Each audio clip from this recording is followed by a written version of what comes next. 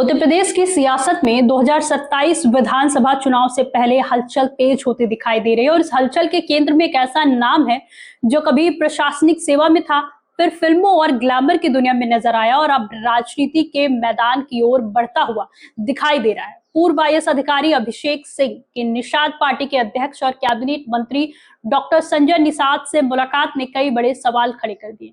क्या यह सिर्फ एक शिष्टाचार भेंट थी या फिर पूर्वांचल की राजनीति में किसी नए समीकरण की शुरुआत?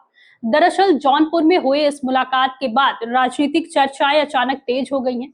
भले ही आधिकारिक तौर पर इसे सामान्य मुलाकात बताया गया हो, लेकिन पिछले कुछ समय से अभिषेक सिंह की बढ़ती जमीनी सक्रियता ये संकेत जरूर दे रही है कि वे राजनीति में अपनी भूमिका तय करने की दिशा में आगे बढ़ रहे हैं। यही वजह है कि अब उनके 2027 विधानसभा चुनाव लड़ने की संभावनाओं पर खुलकर चर्चा होने लगी है।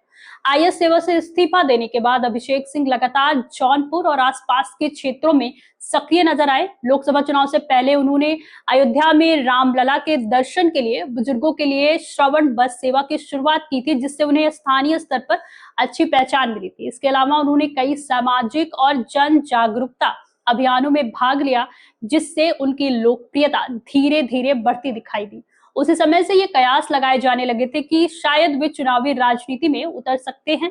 अब संजय निषाद से उनकी इस मुलाकात को इसी कड़ी में एक महत्वपूर्ण संकेत माना जा रहा है। निषाद पार्टी पूर्वांचल की राजनीति में मजबूत पकड़ रखने वाली पार्टी मानी जाती है और एनडीए का हिस्सा भी है। ऐसे में राजनीतिक जानकार मानते हैं कि अगर अभिषेक सिंह चुनावी मैदान में उतरते हैं तो पिछड़ा वर्ग और निषाद समाज का समर्थन उनके लिए निर्णायक साबित हो सकता है।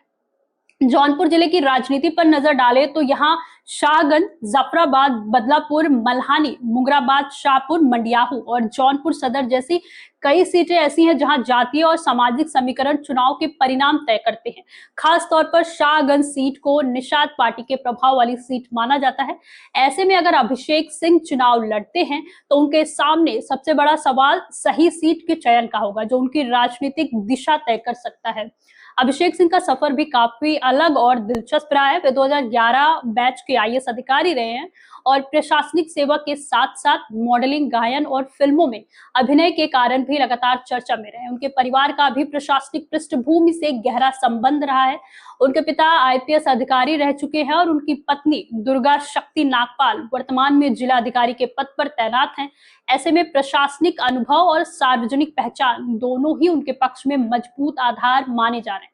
हालांकि साल 2022 में गुजरात विधानसभा चुनाव के दौरान चुनाव प्रेक्षक की ड्यूटी के समय एक फोटो वायरल होने के बाद उन्हें पहले ड्यूटी से हटाया गया और बाद में निलंबित भी किया गया था। इसके बाद अक्टूबर 2023 में उन्होंने आईएएस सेवा से इस्तीफा दे दिया। तभी से उनके राजनीति में आने को लेकर अटकलें लगातार लगाई जा रही थी। अब सबसे बड़ा सवाल यही है कि क्या अभिषेक सिंह 2027 विधानसभा चुनाव के जरिए अपनी राजनीतिक पारी की औपचारिक शुरुआत करने जा रहे हैं या फिर फिलहाल ये केवल सामाजिक सक्रियता तक सीमित है। लेकिन जिस तरह से उनकी मुलाकातें बढ़ रही हैं, जमीन पर उनकी मौजूदगी मजबूत हो रही है और पूर्वांचल की राजनीति में उनकी चर्चा तेज होती जा रही है, इससे इतना तो तय माना जा रहा है कि आने वाले समय में वे उत्तर प्रदेश की सियासत में एक अहम चेहरा बनकर उभर सकते हैं। इस मुद्दे पे आपकी क्या राय है, हमें कमेंट करके जरूर बताइए और देखते रहिए अनादि टीवी यूपी। नमस्कार।